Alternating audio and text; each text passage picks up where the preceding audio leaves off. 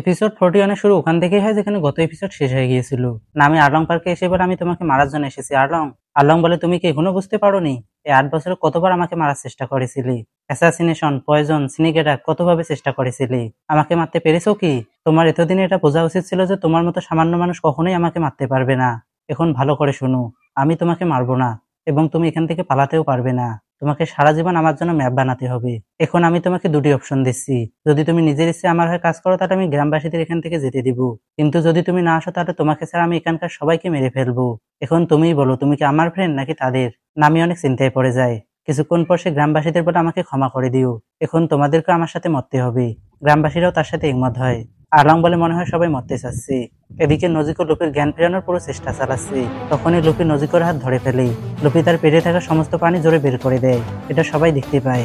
এখানে লুফিরা বাউন্ডারি ওয়ালের ওপাশে আছে, তাই আর্লং এবং ফিশম্যানরা জানে না ওইদিকে কি হচ্ছে। সানজি বলে ফাইনালি সে ফিরে এসেছে। জোরো বলে তাহলে তুমি এটা বোঝাচ্ছিলে? জনি আর ইসোকু তো ড্যান্স করা শুরু করে দেয়। জোরো কোনো রকমে দাঁড়িয়ে বলে আমি 30 সেকেন্ড সময় দিচ্ছি, এর বেশি সময় আমি তাকে আটকাতে পারবো না। সানজি বলে এতটুকুই যথেষ্ট। সে স্যান্ডেল খুলে পানিতে ঝাঁপিয়ে পড়ে। আর্লংও পানিতে নামতে যায়, কিন্তু জোরো তার মুখে একটি কার্ড লাগিয়ে দেয়। এদিকে লুপির জ্ঞান ফিরে এসেছে। টেনশন বলে তুমি কি ঠিক আছো? তার রিপ্লেতে লুপি যেটা বলে সেটা শুধু লুপি বলতে পারি। লুপি বলে পপস, তোমার মাথায় লাগানো পিনহোল কোথায় গেল? সেটা তো অনেক কুল ছিল।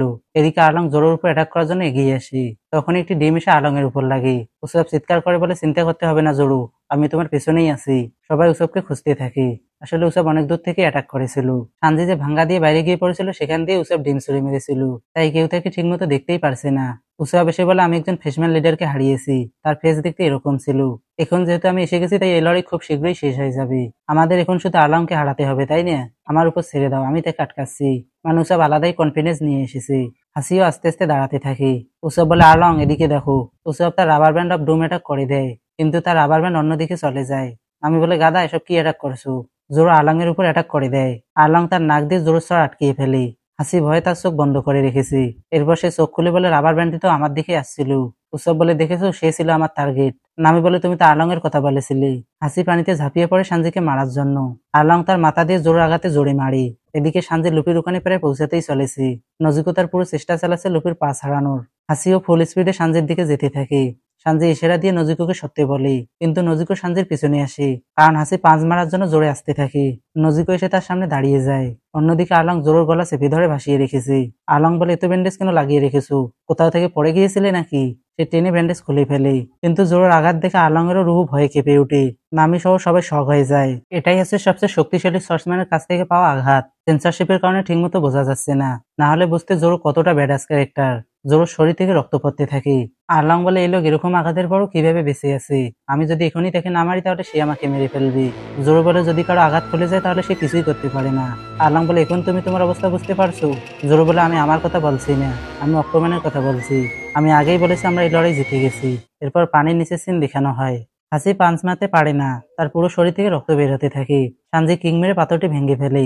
গেনসান লুফির মাথা ধরে টানতে থাকে। লুফি ছাড়া পেতে আকাশে উড়ে যায়, কারণ এতক্ষণ তার শরীর স্টেজ হয়েছিল। লুফি বলে আমি ফিরে এসেছি। কেউ উপর থেকে তার হাত লম্বা করে জোরোকে ধরে ফেলে। জোরো বলে গাধা এরকমটা করো না, আমাকে মারতে চাও নাকি? কিন্তু লুফি কার কথা শুনতে চলেছি, সে জোরোকে আকাশে উড়িয়ে দেয়। সবাই বলে গাধা সে এমনিতেই মরতে চলেছে। লুফি উপর থেকে গাম গাম বেল অ্যাটাক করে দেয়। মাটিতে নেমে উইপ, পিস্টল, গ্যাটলিং সবগুলো অ্যাটাকে একটির পর একটি করতে থাকে। ফলে আর্লং দূরে গিয়ে পড়ে। সবাই শুধু অবাক হয়ে দেখতে থাকে। আর্লং লুফিকে নিচু দেখানোর জন্য বলে তুমি কি কিছু করলে? লুফি বলে হ্যাঁ, ওয়ার্ম আপ। এদিকে জোরো একটি জায়গায় এসে পড়ে এবং ওখানেই ঘুমিয়ে যায়। লুফি লড়াই করার জন্য তৈরি হতে থাকে। সানজি সিগারেট ধরানোর চেষ্টা করে, কিন্তু পানিতে ভিজে যাওয়ার কারণে তার দিয়াশলাই জ্বলে না। আর্লং বলে তুমি হয়তো জানো না তোমার আর আমার মধ্যকার সবচেয়ে বড় পার্থক্য কি। লুফি বলে তোমার নাক আমার থেকে লম্বা, আর তোমার সোয়ালও বড়, এবং তোমার হাতে উইপসও আছে। আর্লং রেগে বলে স্পেসিস। সে লুফিকে কামড়ানোর চেষ্টা করে, কিন্তু লুফিও ডস করে ফেলে। সে বারবার কামড়াতে থাকে, লুফিও ডস করতে থাকে। এরপর সে লুফির গলা চেপে ধরে এবং কামড় বসায়, কিন্তু লুফি তার মাথা বাঁকিয়ে ফেলে। ফলে আর্লং এর কামড় একটি পিলারে লাগে। সে পুরো পিলারটি ভেঙে ফেলে। লুফি পালাতে থাকে। আর্লং বলে এটাই হচ্ছে ফিশম্যানদের শক্তি। তোমরা মানুষরা হচ্ছে নিচু প্রজাতির জীব, তোমরা জন্মগতভাবেই নিচু। এখন আমি তোমাকে দেখাবো তোমার আর আমার মধ্যকার পার্থক্য কোথায়। লুফি বলে আমি তোমার মতো মাছের কাছে কখনোই হারবো না, কারণ আমি হবো একদিন পাইরেট কিং। আর্লং বলে তুমি হবে পাইরেট কিং? আমাকে হাসানো বন্ধ করো, তোমরা কি দাঁত দিয়ে পিলার ভাঙতে পারো? লুফি পাঁচ মেরে একটি পাথর ভেঙে পড়ে বাস্টার্ড, শুধু কামড়ানোই পাথর ভাঙার একমাত্র উপায় নয়, আমরা তো মেশিন দিয়ে পাথর ভাঙি, তাহলে কি আমরা নিচু প্রজাতির জীব? আর্লং বলে, তোমার মতো মানুষ তো সমুদ্র থেকে নিজে নিজে বেঁচে ফিরতে পারে না। লুফি জনি আর ইসোকুর শট হাতে নিয়ে বলে, সেজন্যই আমার সাহায্যের প্রয়োজন হয়। সানজি বলে, সে কি শটও চালাতে পারে? কিন্তু লুফি শুধু এদিক সেদিক শট ঘুরাতে থাকে। আর্লং সহজেই তার অ্যাটাক ডস করে ফেলে। একটি শট আর্লং এর নাকে লেগে দূরে গিয়ে পড়ে, আর অপর শটটি সে কামড়ে ভেঙে ফেলে। লুফি বলে, তোমার দাঁতগুলোই আগে ভাঙবো। সে একটি জোরদার পাঁচ মারে আর্লং এর মুখে, ফলে আর্লং এর সবগুলো দাঁতই ভেঙে যায়। লুফি বলে, হ্যাঁ, আমি জানি না কিভাবে শট চালাতে হয়, কিভাবে সমুদ্রে যাত্রা করতে হয় আমি সেটাও জানি না। আমি রান্নাও করতে পারি না, এমনকি মিথ্যা কথাও বলতে পারি না। উসব বলে, এটা না বললেও হতো। লুফি বলে, আমি জানি তাদের সাহায্য ছাড়া আমি বাঁচতে পারবো না। আর্লং বলে, তাহলে তুমি স্বীকার করছো যে তোমরা নিচু প্রজাতির জীব? সে তার দাঁতের শাড়ি তুলে ফেলে, সাথে সাথেই তার মুখে আবারও দাঁত গজিয়ে যায়। লুফি বলে, তোমার দাঁত আবারও কিভাবে গজালো? আর্লং বলে, আমি আছি শার্ক, যতবারই আমার দাঁত পড়ে যাবে ততবারই আবার নতুন দাঁত গজাবে, এবং সেগুলো আগের থেকেও বেশি মজবুত হবে। সে টেনে তার দাঁতের শাড়ি তুলে ফেলে, আবারও নতুন দাঁত গজিয়ে যায়, আবারও তুলে আরো গজায়। লুফি বলে, এটা তো অনেক কুল। আর্লং তার দুই হাতে দুই দাঁতের শাড়ি লাগিয়ে অ্যাটাক করতে থাকে। সে না দেখে বারবার অ্যাটাক করতেই থাকে। লুফি তার সামনে একটি ফিশম্যানকে ধরে তার অ্যাটাক থেকে বেঁচে যায়। লুফি বলে, আমি একটি ভালো আইডিয়া পেয়েছি। আর্লং আরো অ্যাটাক করে। লুফি তার অ্যাটাক থেকে বেঁচে জোরে কিক মেরে তার মুখে, ফলে আর্লং এর দাঁতের শাড়ি খুলে যায়। লুফি সেটা নিজের মুখে লাগিয়ে বলে, এখন আমিও শার্ক। আর্লং বলে, কতক্ষণ আর আমার সাথে এভাবে মজা করবি? তার অ্যাটাক লুফিকে লেগে যায়। লুফি বলে, আমাকে শার্ক কামড়ে দিয়েছে। আর্লং লুফির পিঠে কামড়ে ধরে। লুফি আর্লং এর ফুলকায় কামড় বসায়। লুফি আর্লং এর হাসি কপি করে বলে, সা হা হা। নিজের দাঁতের কামড় খেয়ে কেমন লাগলো? আর্লং বলে, শার্কের দাঁত তখনই কার্যকর হয় যখন তোমার সোয়াল শক্তিশালী হবে। সে লুফির হাতে কামড় বসায়। লুফি ব্যথায় চিৎকার দিয়ে ওঠে। সে জোরে আর্লংকে আছড়ে মারে, ফলে তার হাত আর্লং এর মুখ থেকে খুলে যায়। তারা দুজনেই মাটিতে শুয়ে থাকে। লুফি যখন উঠে তখন দেখে আর্লং সেখানে নেই। নামি বলে, পানিতে দেখো। পানিতে একটি শার্ক চলাফেরা করছে। লুফি বলে, এটা তো শার্ক, সে কি পালিয়ে গেল নাকি? পানির নিচ থেকে আর্লং বলে, আমার এই অ্যাটাক থেকে কেউ বাঁচতে পারবে না। সে শার্ক ডার্ট নামক অ্যাটাক করে দেয়, কিন্তু লুফি ডস করে ফেলে। আর্লং দৌড়ে গিয়ে একটি রুমে ঢুকে। সে বেরিয়ে এসে বলে, আমি ইমপ্রেস হয়েছি যে তুমি আমার এই অ্যাটাকও ডস করেছো, কিন্তু কতক্ষণ আর এভাবে ডস করবি? সে উপর থেকে শার্ক ডার্টস অ্যাটাক করে দেয়, কিন্তু লুফি ডস করে ফেলে, ফলে আর্লং এর নাক মেঝেতে আটকে যায়। সে নাক দিয়ে মেঝেটি ভেঙে ফেলে। আর্লং কন্টিনিউয়াসলি শার্ক ডার্টস অ্যাটাক করতেই থাকে। লুফিও কোনো রকমে ডস করতে থাকে। এরপর আর্লং আবারও পানিতে নামে। লুফি বলে, ঠিক আছে, আমি এবার তোমাকে আটকাবো। সে তার আঙ্গুলগুলো টেনে লম্বা করে। তার এই টেকনিকের নাম আছে গাম গাম শিল্ড। আর্লং শার্ক ডার্টস অ্যাটাক করে দেয়, কিন্তু লুফি এবার তাকে আটকিয়ে ফেলে।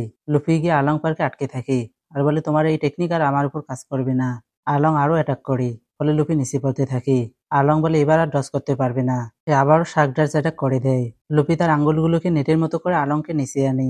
তার এই টেকনিকের নাম আছে গাম গাম ফিঙ্গার নেট, আর এটা সে ডন ক্রিকের স্টিলের নেট দেখে শিখে ফেলেছে। আর্লং নিচে আসতেই সে তার দুই পা দিয়ে জোরে কিক মারে। এই অ্যাটাকটির নাম আছে গাম গাম স্পিয়ার, আর এটার আইডিয়া সে কোথা থেকে পেয়েছে সেটা তোমরা জানাবে কমেন্টে। আর্লং এর অবস্থা খারাপ হয়ে যায়। লুফি বলে, সে কি মরে গেল? কিন্তু আর্লং এর চোখ এবার লাল হয়ে গেছে। সানজি বলে, এটা তো অনেকটা ওরকম যখন সিকিংরা রেগে যায়। আসলে সমুদ্রের বড় বড় যে প্রাণীরা রয়েছে তাদেরকে ওয়ান পিস ওয়ার্ল্ডের সিকিং বলা হয়। নামি বলে, আমি কখনো আর্লং এর এরকম চোখ দেখিনি। আর্লং লুফির চুল ধরে জোরে ঘুরিয়ে তাকে দড়ি ছুরি মারে। লুফি উঠতেই সে আবারও অ্যাটাক করে দেয়, কিন্তু লুফি ডস করে ফেলে। আর্লং এবার একটি করাতের মতো ওয়েপন বের করে। তার এই ওয়েপনটির নাম আছে শার্ক শ। সে লুফির উপর শার্ক শ দিয়ে অ্যাটাক করে। লুফি ডস করে আরো উপরের ফ্লোরে উঠে। তারা এভাবে একদম টপ ফ্লোরে উঠে যায়। আর্লং আবারও অ্যাটাক করে, কিন্তু লুফি একটি ঘরে ঢুকে তার অ্যাটাক থেকে বেঁচে যায়। নামি শুধু উপরে তাকিয়ে থাকি, কারণ এটা হচ্ছে ওই রুম যেখানে নামি 8 বছর ধরে কাজ করেছিল। আর্লং বলে, এবার আর পালাতে পারবে না। লুফি বলে, এখানে তো কাগজপত্র কেন? আর্লং বলে, এগুলো কোনো সাধারণ কাগজ নয়, এসব হচ্ছে ম্যাপ, যেগুলো 8 বছর ধরে নামি তৈরি করেছিল। আমরা ফিশম্যানরা সহজেই সমুদ্রের তথ্য কালেক্ট করতে পারি, কিন্তু সেগুলো ম্যাপে আঁকা অনেক কঠিন কাজ। তাই আমাদের নামের মতো কারো প্রয়োজন ছিল। সে একদম সঠিক ম্যাপ বানায়। সে তোমাদের মতো নিচু মানুষের থেকে অনেক ভালো। সে আগেও আমাদের জন্য কাজ করেছিল এবং ভবিষ্যতেও আমাদের জন্য কাজ করবে, কারণ নামি হচ্ছে আমাদের ফ্রেন্ড। সে শার্ক শ লুফির দিকে ধরে থাকে। লুফি বলে, নামি হচ্ছে আমাদের নেভিগেটর।